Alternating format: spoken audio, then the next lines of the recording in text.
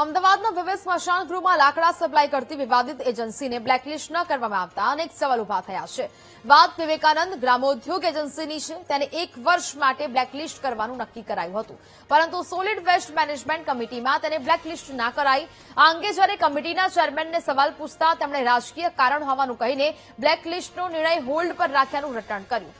મહત્વનું છે કે વિવેકાનંદ ગ્રામોદ્યોગ દ્વારા ઓઢવના સ્મશાનમાં લાકડા સપ્લાય ન કરતા એક પરિવારે પોતાના સ્વજનની અંતિમ વિધિ ટાયર અને ગોદડાની મદદથી કરવી પડી હતી.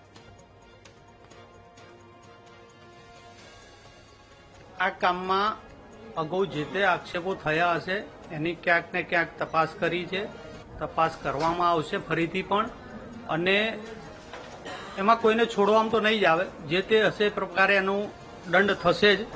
પણ ક્યાંક ને ક્યાંક એવું લાગ્યું કે એમાં થોડીક હજી વધારે અવકાશ છે, તો નેક્સ્ટ કમિટીમાં એ કામને અમે લઈ લઈશું ફરીથી. ક્યાંક એવું જણાઈ રહ્યું છે કે કોઈ પોલિટિકલી બી એવું કારણ હોઈ શકે, કોઈ એને પ્રેરિત કરી રહ્યું હોય, એટલે થોડીક એમાં અવકાશ છે તપાસનો, એ કરીને અમે આગળ કાર્યવાહી કરીશું.